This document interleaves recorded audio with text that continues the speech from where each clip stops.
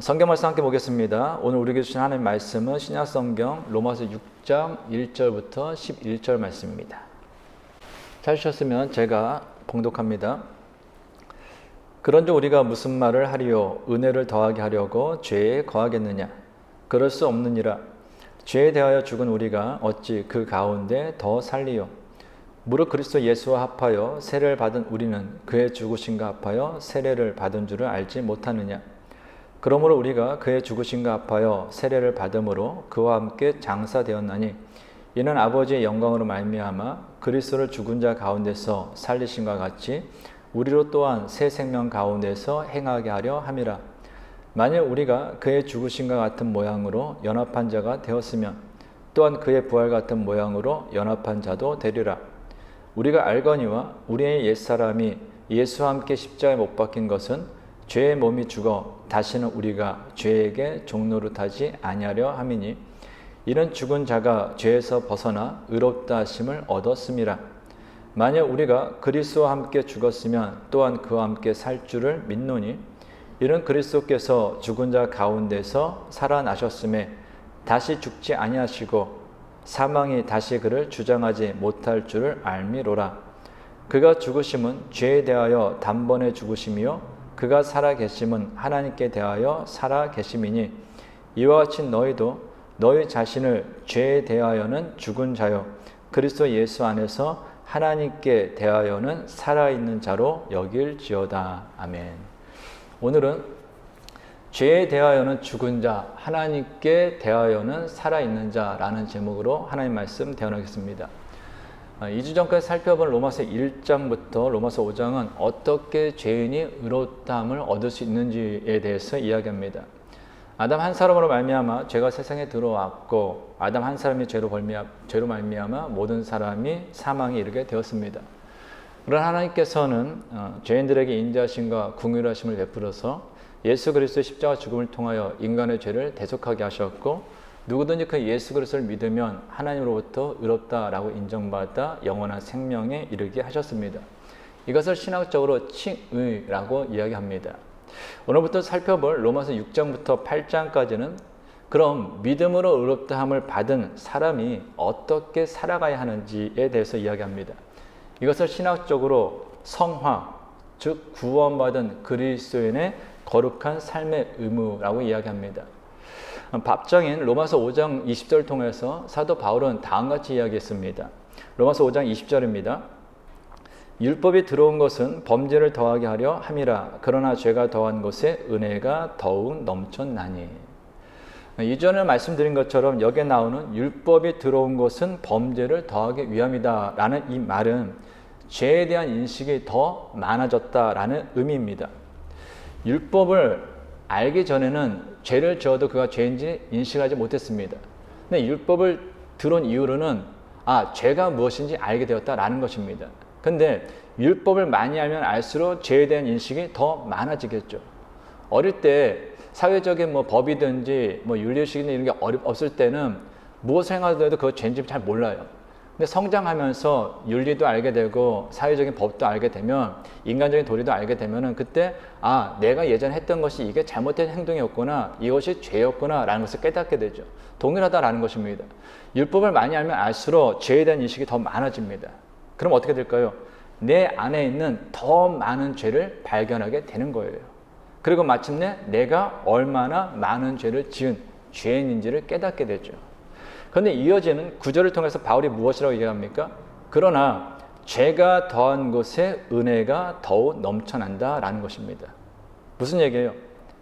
율법을 통하여 내가 얼마나 커다란 죄인지 알았는데 그럼에도 불구하고 하나님께서는 나 같은 죄인을 위해서 이 땅에 예수님을 보내주시고 나 같은 죄인을 위해서 예수님을 하고 나의 죄를 대속하게 하시고 그 예수님께서 나 같은 죄인을 하나님의 자녀 삼아주시기 위해서 찾아오셔서 믿음을 주시고 하나님의 자녀 삼아주셨다라는 것입니다. 이 얼마나 큰 은혜입니까? 그래서 하나님으로부터 받은 은혜는 하늘을 두루마리 삼고 바다를 먹물 삼아 기록하여도 다 기록할 수 없다라고 이야기하는 거예요. 그럼 어떤 사람이 하나님을 더 사랑하고 하나님께 더 감사하겠습니까? 누가복음 7장 41절부터 43절입니다. 이르시되 빚 주는 사람에게 빚진 자가 둘이 있어 하나는 500데나리온을 졌고 하나는 50데나리온을 졌는데 갚을 것이 없으므로 둘 다 탕감하여 주었으니 둘 중에 누가 그를 더 사랑하겠느냐. 시몬이 대답하여 이르되 내 생각에는 많이 탕감함을 받은 자니이다. 이르시되 내 판단이 옳다 하시고. 예수님께서 비유로 말씀하셨어요. 500데나리온과 50데나리온 빚진 사람이 있습니다. 근데 이 둘은 빚은 10배 차이예요. 근데 둘 다 빚을 갚을 능력이 없습니다. 이들에게 빚 준 사람이, 주인이 두 명의 빚을 다 탕감해 줬어요. 너희 안 갚아도 돼. 그러면 어떤 사람이 더 자신의 빚을 탕감해 준 그 주인을 사랑하겠느냐, 더 그 주인에게 감사하겠느냐라는 거예요. 누구겠습니까? 50데나리온의 빚을 탕감받은 사람이겠습니까? 500데나리온의 빚을 탕감받은 사람이겠습니까? 당연히 10배 더 많은 500데나리온의 빚을 탕감받는 사람이 더 사랑하겠죠. 더 감사하겠죠. 이건 너무나 당연한 거예요. 많은 빚을 탕감받는 사람이 자신이 받은 은혜가 얼마나 큰지 알기 때문에 더 감사하고 더 사랑하는 것은 너무나 당연한 것입니다. 그래서 아프리카의 흑인을 잡아다가 노예로 팔아 이익을 거두며 인간으로서 해서는 안 되는 악행을 저질렀던 그 존 뉴턴이 주님을 만나 회심한 이후에 나 같은 죄인 살리신이라는 찬양 가사를 쓰면서 이렇게 고백하죠. 나 같은 죄인 살리신 주 은혜 놀라워 잃었던 생명 찾았고 광명을 얻었네. 큰 죄악에서 건지신 주 은혜 놀라워 나 처음 믿은 그 시간 귀하고 귀하다. 이제껏 내가 산 것도 주님의 은혜라. 또 나를 장차 본향에 인도해 주시리. 거기서 우리 영원히 주님의 은혜로 해처럼 밝게 살면서 주 찬양하리라. 나는 영원히 하나님의 심판을 받을 죄인인데 그럼에도 나 같은 죄인에게 하나님께서 큰 죄악에서 건져주시는 그 구원의 은혜를 베풀어 주셨기 때문에 뿐만 아니라 오늘, 내일, 장래의 삶도 하나님께서 은혜 가운데 살아가게 하셨기 때문에 오늘 나의 삶의 형편이 어떠하다 할지라도 나는 찬양하며 감사하며 즐거워하며 살겠다라고 고백하는 건 너무나 당연한 것이죠. 그래서 이 존 뉴턴 목사님은 일평생 복음을 전하면서 설교자를 살면서 늘 언제나 이런 말을 했다고 하지 않습니까? 하나님 나라에 가서 내가 가장 놀라운 건 무엇이냐? 내가 하나님 나라에 있다라는 거예요. 왜요? 나는 나를 알거든요. 내가 얼마나 악한 사람이었는지, 내가 얼마나 악한 죄인인지 나는 아는데 나 같은 이 죄인을 하나님께서 구원하셨어. 내 죄를 모두 탕감해 주셨어. 나 같은 죄인도 하나님을 아버지라 부르며 그 천국에서 영원토록 주님을 찬양하게 하셨으니 나는 그것을 놀랄 수밖에 없다라는 거예요. 그것을 감격할 수밖에 없다라는 거예요. 그런데요, 사람들 중에는 죄가 더한 것에 은혜가 더욱 넘친다라는 이 말에 대해서 오해하고 악용하는 사람들이 있었습니다. 이런 거예요. 우리가 하나님의 은혜를 더 누리려면 그러면 죄를 더 많이 지으면 되겠네. 죄를 더 많이 지을수록 은혜가 더 커지는 거 아니냐? 그러니까 죄를 지으면 하나님의 더 큰 은혜를 받으니 더 큰 하나님을 찬양할 수 있으니 그렇게 사는 것이 맞지 않느냐라는 거예요. 성도님들은 어떻게 생각하십니까? 그렇게 생각하시는 분이 있습니까? 그래서 혹시 하나님의 은혜를 더 누리기 위해서 여전히 그 죄의 유혹에서 벗어나지 못하고 죄의 자리에서 벗어나지 못하고 심지어 죄를 범하며 살아가시는 분이 계시는가라는 거예요. 이에 대해서 사도 바울은 분명하게 얘기합니다. 그럴 수 없다라는 거예요. 오늘 보면 1절, 2절 상반절입니다. 그런즉 우리가 무슨 말을 하려? 은혜를 더하게 하려고 죄에 거하겠느냐? 그렇죠? 그럼 내가 죄를 더 많이 지음으로 은혜를 받아야겠냐? 이거예요. 근데 이에 대해서 뭐라고 하냐? 2절 상반절 뭐라고 합니까? 그럴 수 없느니라. 하나님의 은혜를 받은 사람은 죄를 지으며 살아갈 수 없다라는 것입니다. 하나님의 은혜를 누리기 위해서 죄를 지을 수 없다라는 것입니다. 오히려 반대가 맞는 말이죠. 하나님의 은혜를 받았기 때문에 죄의 자리에 있는 것이 불편해집니다. 죄를 지으면 양심이 찔리고 괴로운 것이 하나님의 은혜를 받은 사람의 정상적인 모습이다라는 거예요. 베드로 생각해 보십시오. 너무나 잘 아시죠? 베드로 예수님께서 로마 군인에서 붙잡혀서 그날 밤 예수님을 3번이나 모른다고 하고 심지어 부인하고 저주했습니다. 그 죄책감 때문에 예수님께서 부활하셨음에도 불구하고 갈릴리로 돌아가서 어부 생활을 해요. 근데 그 베드로를 예수님께서 먼저 찾아오셔서 그 베드로의 상처난 영혼을, 심령을 치유해 주십니다. 치유해 주시는 걸 끝나는 것이 아니라 그의 믿음을 회복시켜 주시고 그의 하여금 제자로서의 삶을 다시금 살아갈 수 있도록 인도하시죠. 베드로가 상상할 수 없는 하나님의 큰 은혜를 받은 거예요. 그 이후 베드로는 어떻게 살았습니까? 초대교회를 세웠죠. 초대교회 지도자로서 복음을 전합니다.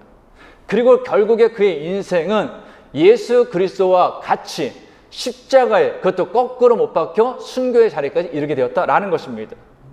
무엇이 베드로의 삶을 바꿨습니까? 그의 능력입니까? 그의 경험입니까? 그의 성경적인 지식입니까? 그의 인맥입니까? 아니에요. 베드로를 변화시킨 것은 단 하나입니다. 그가 받은 하나님의 은혜예요. 자신이 받은 그 하나님의 은혜를 생각하면 생각할수록 예전과 동일한 삶을 살 수는 없었던 것입니다. 하나님으로부터 받은 그 은혜를 생각하면 생각할수록 주님께서 이 땅에 사셨던 그 삶, 십자가에 죽으시면서까지 사셨던 그 삶을 따라 살아갈 수밖에 없었다라는 것입니다. 그것이 바로 우리가 아는 베드로를 베드로에게 한 것입니다. 앞에서 말씀드린 존 뉴턴은 어떻습니까? 그는 예수를 만나기 전에는 아프리카 흑인들을 잡아다가 노예로 파는 노예 상인이었습니다. 그러나 주님을 만난 후 그는 영국 의회에서 노예선의 비참한 현실을 폭로하며 당시 노예제를 폐지하는 일에 윌버포스의 조언자로서 함께 동역을 하게 됩니다. 그는 아프리카 노예 무역에 대한 생각이라는 그 에세이를 출판함으로써 노예 무역의 비인간성과 죄악성을 알렸고 아프리카 노예 무역만큼 사악하고 잔인하며 포악스럽고 파괴된 사악이 없다라고 그는 강변했습니다. 이 존 뉴턴과 윌버포스의 노력으로 영국은 1833년 노예제를 폐지하게 이르게 됩니다. 무엇을 얘기하는 거예요? 하나님의 은혜를 경험한 사람은요, 하나님을 만나기 이전의 삶, 하나님의 은혜를 받기 이전의 삶과는 다른 하나님의 사람으로서 살아간다라는 거예요. 그래서 하나님의 은혜로 구원받은 사람을 그리스도인이라고 부르는 겁니다. 말씀드리죠. 그리스도인 누구예요? 예수 그리스도를 닮은 사람입니다. 그런데 오늘 우리들이 살아가는 현실은 어떻습니까? 하나님의 은혜를 말하면서도 여전히 죄의 유혹을 떠나지 못하고 죄의 자리를 떠나지 못하고 너무나 자연스럽게 죄를 지으며 살아가는 그리스도인들이 얼마나 많습니까? 저와 여러분 역시 죄에서 자유롭지 않지 않습니까? 그 이유가 무엇입니까? 두 가지로 살펴보려고 하는데요. 첫 번째는 이미 우리가 죄에 대해서 죽은 사람이다라는 것을 인정하지 않기 때문이에요. 오늘 2절 하반절입니다. 죄에 대하여 죽은 우리가 어찌 그 가운데 더 살리요. 예수 그리스도를 믿음으로 구원받은 사람은 죄에 대해서 이미 죽은 사람입니다. 죽음이 뭘까요? 죽음은 단절을 의미합니다. 죽음은 모든 것을 갈라놓죠. 죽음은 모든 것에 대한 나의 권리를 포기하게 합니다. 생명이 있을 때는 관계를 맺을 수도 있고 대화를 나눌 수도 있고 내 것에 대한 권리도 주장할 수 있습니다. 근데 죽음은 그 모든 것에 대한 권리를 포기하게 합니다. 그 모든 것에 대한 단절을 시켜버리는 것입니다. 또한 죽음은 자유를 의미하죠. 우리를 하여금 모든 책임에서 벗어나게 합니다. 모든 지배에서 벗어나게 하고 자유롭게 만드는 것이 또한 죽음이다라는 거예요. 그러면 우리가 죄에 대해서 죽었다라는 것은 우리는 예수 그리스도를 믿음으로 구원받은 사람으로서 이제 죄와는 완전히 끊어진, 단절된, 분리된 사람이다라는 의미입니다. 우리는 예수 그리스도를 믿음으로 구원받은 사람으로서 죄의 집에서 벗어난 자유롭게 된 사람이다라는 거예요. 이 사실을 잊지 말아야 합니다. 그렇다면 언제 우리가 죄에 대해서 죽었습니까? 오늘 본 3절, 4절 상반절입니다. 무릇 그리스도 예수와 합하여 세례를 받은 우리는 그의 죽으심과 합하여 세례를 받은 줄 알지 못하느냐? 그러므로 우리가 그의 죽으심과 합하여 세례를 받음으로 그와 함께 장사되었나니. 오늘 본 6절입니다. 우리가 알거니와 우리의 옛사람이 예수와 함께 십자가에 못 박힌 것은 죄의 몸이 죽어 다시는 우리가 죄에게 종노릇하지 아니하려 함이니. 여기서 옛사람은 아담의 범죄로 인해서 죄의 지배를 받던, 죄의 종노릇하던 나를 이야기합니다. 그런데 죄의 종노릇한 나가 언제 죽었다고요? 예수 그리스도께서 십자가에서 못 박히셔 죽으실 때 예수님과 함께 나 또한 십자가에 못 박혀 죄에 대해서 죽었다라는 것입니다. 사람들이 좀 착각하는 게 있어요. 교회 다니는 사람들이. 성경에 대해서 더 많이 알고 기도를 더 많이 해야 죄에 대해서 죽는다라고 이야기합니다. 근데 안 그래요. 성경을 많이 알고 기도를 많이 해야 죄에 대해서 죽는 것이 아닙니다. 교회를 오래 다녀야 죄에 대해서 죽는 것이 아니에요. 직분을 맡고 더 많은 봉사를 하고 헌신을 해야 죄에 대해서 죽는 것이 아닙니다. 예수님께서 십자가에 못 박히셨을 때 죄에 대해서 종노릇하던 우리는 이미 예수님과 함께 십자가에 못 박혀 죄에 대해서는 죽었다라는 것입니다. 그래서 우리의 죄를 대속하여 십자가에 주신 그 예수 그리스도를 믿는 사람은 누구든지 죄에서 벗어나 하나님으로부터 의롭다 하심을 얻는 것입니다. 오늘 보면 7절입니다. 이는 죽은 자가 죄에서 벗어나 의롭다 하심을 얻었음이라. 그럼에도 내가 자신이 예수 그리스도를 믿음으로 구원받은 사람으로서 죄에 대해서 이미 죽었다라는 사실을 인정하지 않으면요, 그는 아무리 교회를 오래 다니고 아무리 입술로 예수를 믿는다고 해도요, 아무리 입술로 하나님의 자녀라 해도요, 그는 죄에서 벗어난 진정한 하나님의 사람으로 살아갈 수 없습니다. 그래서 교회가 그렇게 많고 그리스도인이 그렇게 많아도 옛날보다 성경적인 지식이 많고 유튜브를 틀면 전 세계 설교를 다 들을 수 있고 온갖 종류의 성경 공부를 들을 수 있고 온갖 찬양을 다 들을 수 있음에도 불구하고 교회가 세상으로부터 인정받지 못하는 것입니다. 예수 그리스도를 믿음으로 구원받아 하나님의 자녀가 된 사람들이 즐겨 묵상하고 즐겨 암송하는 성경 구절들이 있습니다. 그거 한 두 가지만 좀 살펴볼게요. 고린도후서 5장 17절입니다. 그런즉 누구든지 그리스도 안에 있으면 새로운 피조물이라. 이전 것은 지나갔으니 보라 새 것이 되었도다. 예수 그리스도를 믿음으로 그리스도 안에서 새로운 피조물, 새 것이 되었다. 얼마나 감격스러운 일입니까? 한 사람은 아담의 범죄로 인해서 영원히 하나님의 심판을 받을 수밖에 없었던 죄인이었던 나, 참으로 어리석게 살았고 죄의 유혹에서 벗어나지 못했던 나, 과거에 참 부끄러운 인생을 살았던 나인데 이제 내가 예수 그리스도를 믿음으로 그 예수 그리스도 안에서 새로운 피조물이 되었습니다. 새 것이 되었다라는 거예요. 얼마나 감격스러운 일이에요. 얼마나 기쁜 일입니까? 그래서 예수 그리스도를 믿음으로 구원의 감격, 나 하나님에서 하나님의 자녀가 됐다라는 그 확신을 가진 사람들, 이 말씀을 묵상하고 이 말씀을 암송하면서 그래, 나 이제 하나님의 사람으로서 새로운 피조물로서 새 것처럼 새로운 인생을 살 거야 라고 다짐을 합니다.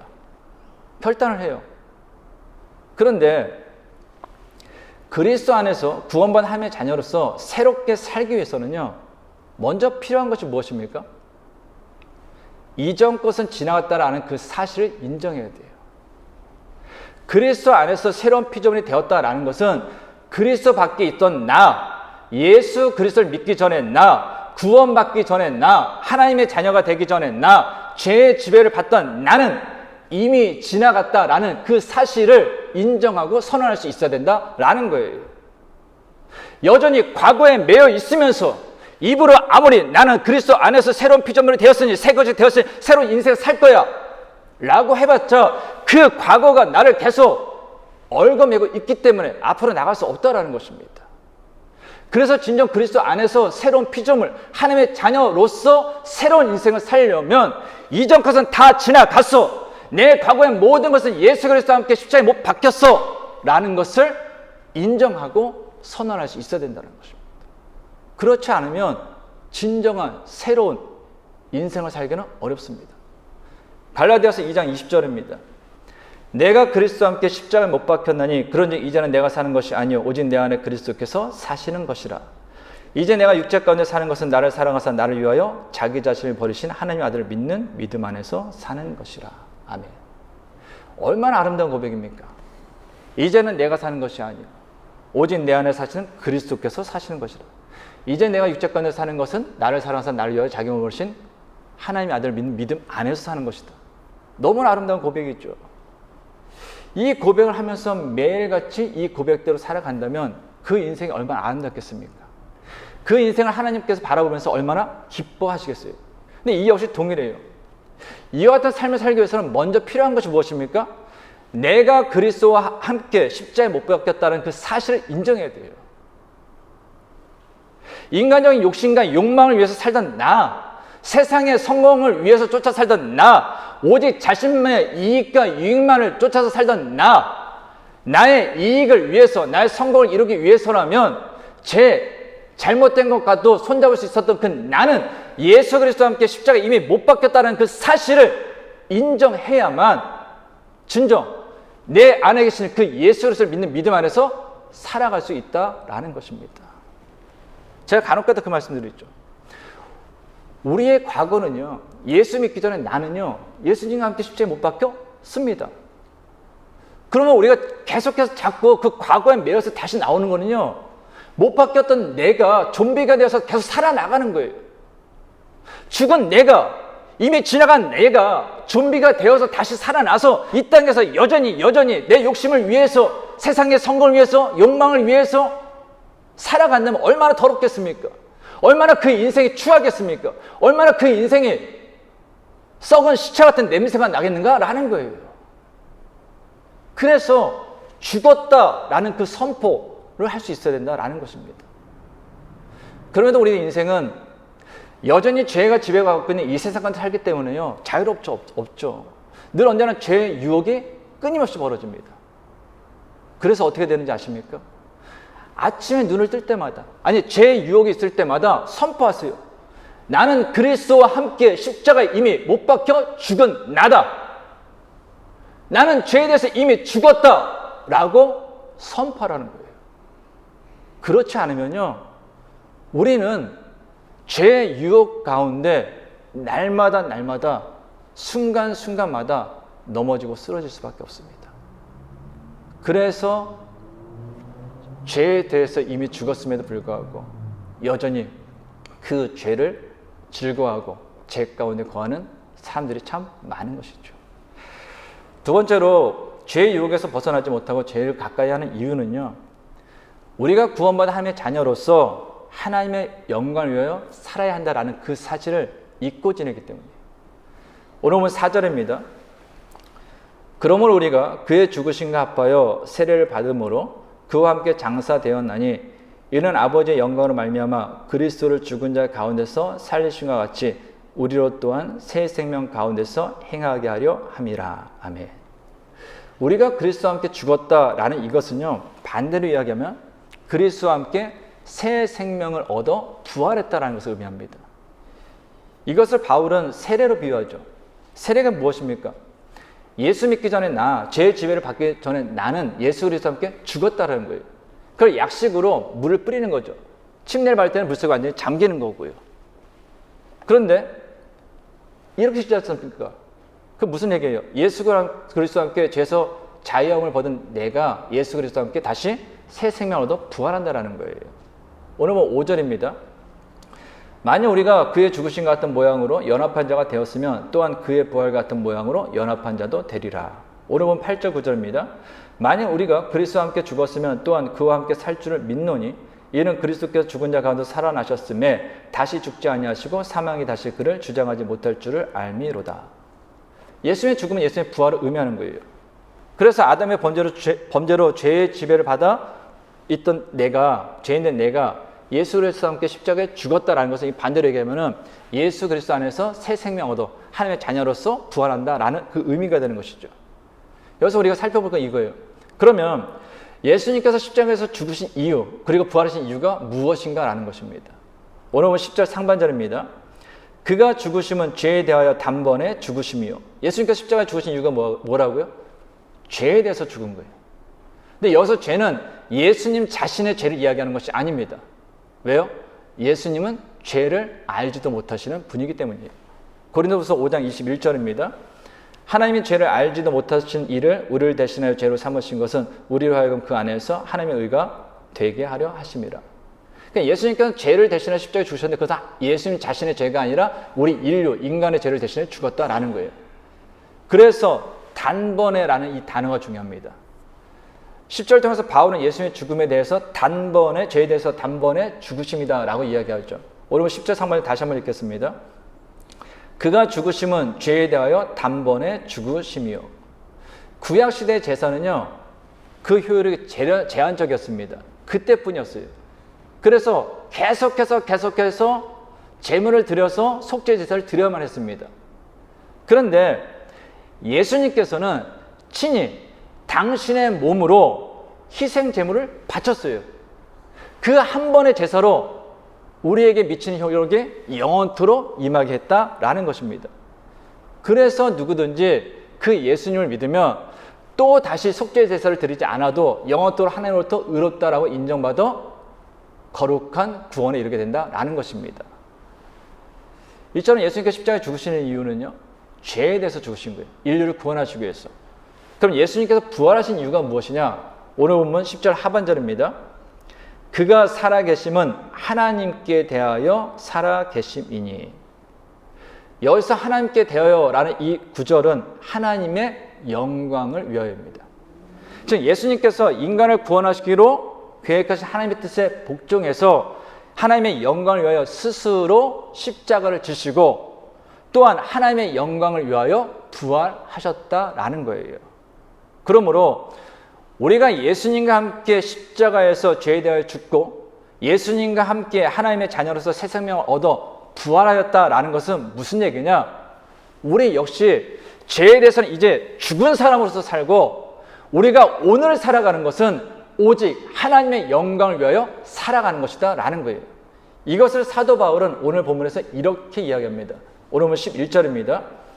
이와 같이 너희도 너희 자신을 죄에 대하여는 죽은 자요 그리스도 예수 안에서 하나님께 대하여는 살아있는 자로 여길지어다. 아멘.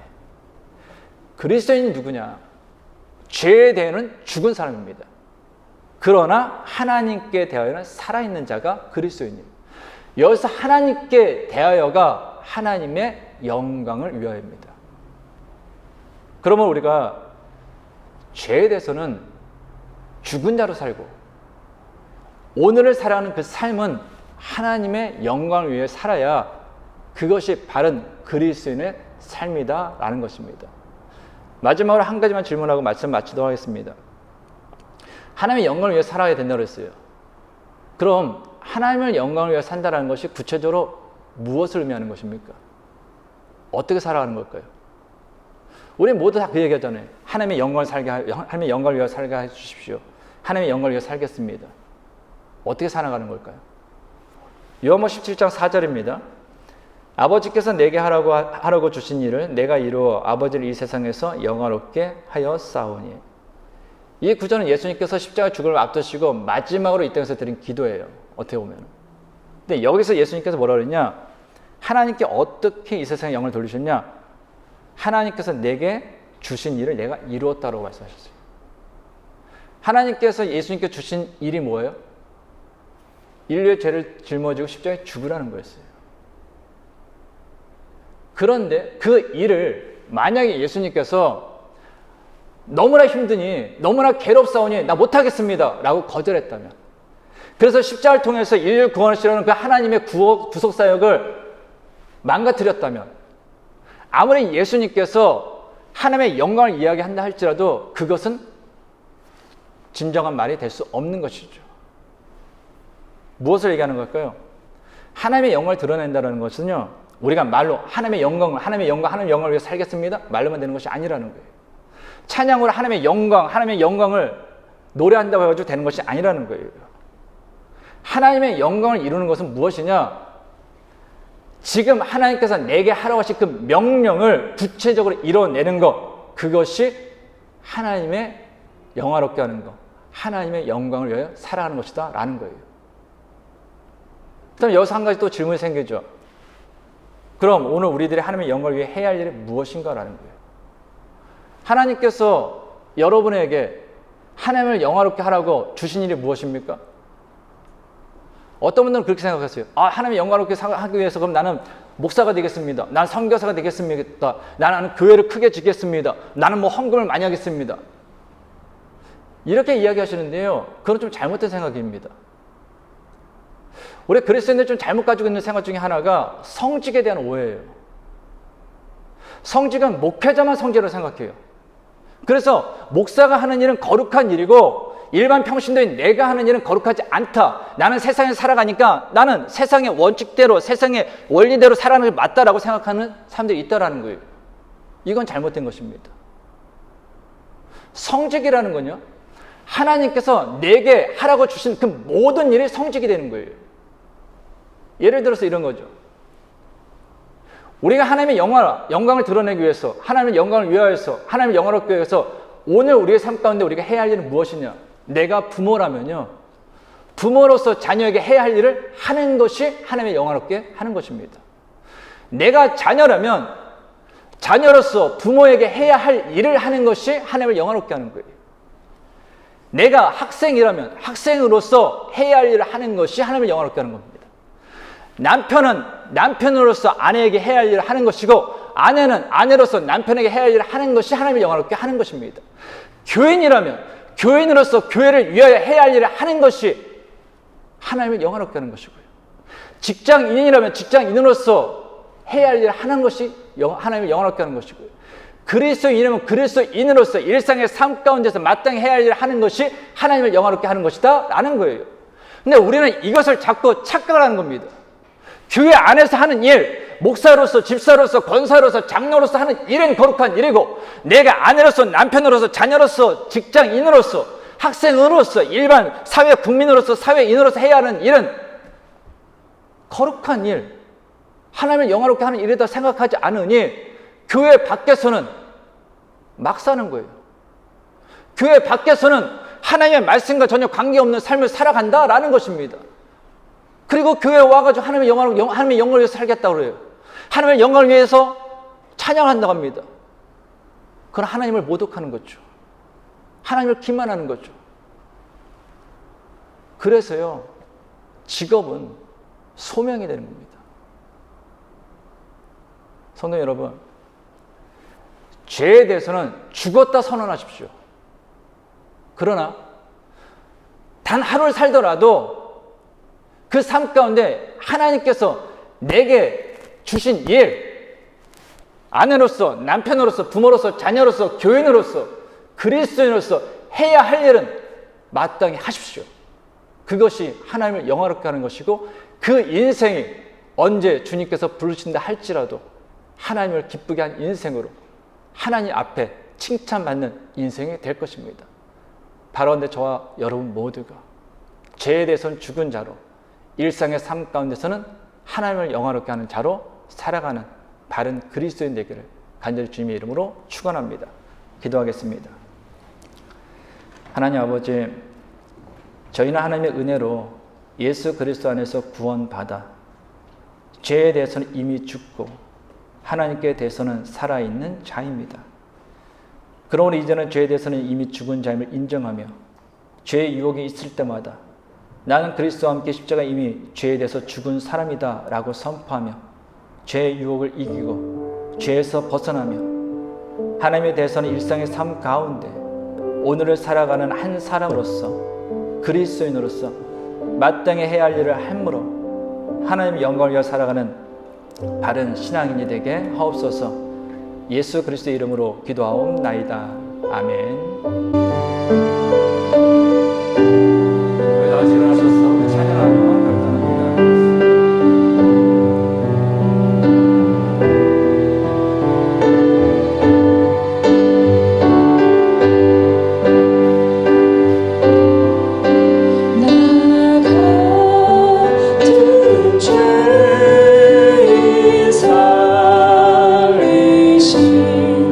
주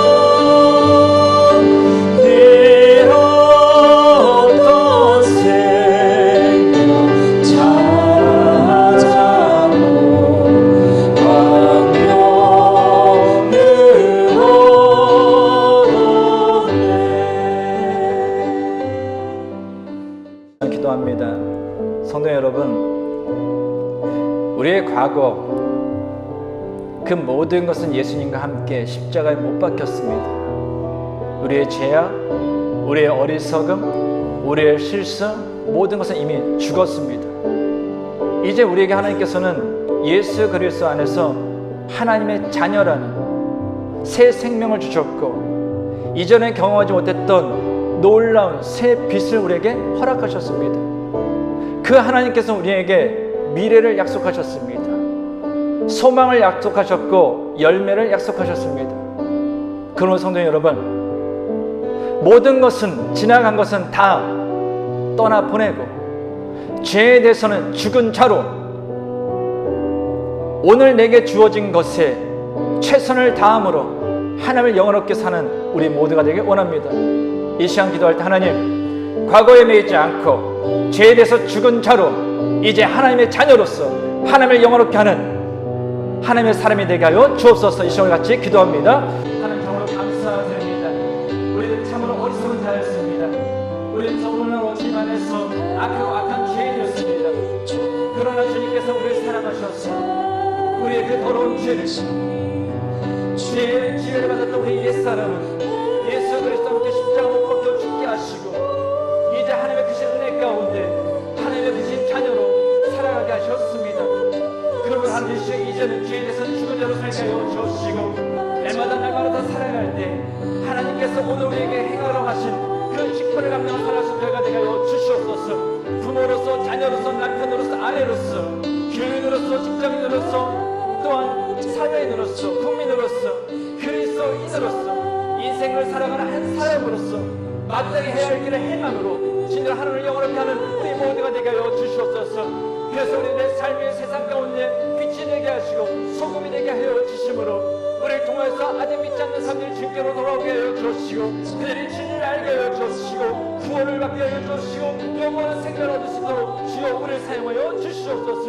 우리의 교회 안에서의 삶과 교회 밖에서의 삶이 다른 삶이 되는 것이 아니라 하나로 일치되는 삶이 되게 하여 주시옵소서. 성경 말씀을 아는 것으로 끝나는 것이 아니라 행함으로 확신되게 하여 주시옵소서. 찬양으로 공허하게 퍼지는 공허한 공기가 되는 것이 아니라 울림이 되는 것이 아니라 진짜 우리의 삶을 통해서 증명되는 우리의 기도가 되게 하여 주시고 우리의 확증되는 하나님의 말씀이 될 수 있게 하여 주시옵소서. 그래서 우리의 삶이 날마다 하나님을 영화롭게 하는 아름다운 하나님의 자녀로서의 삶이 되게 하여 주시옵소서.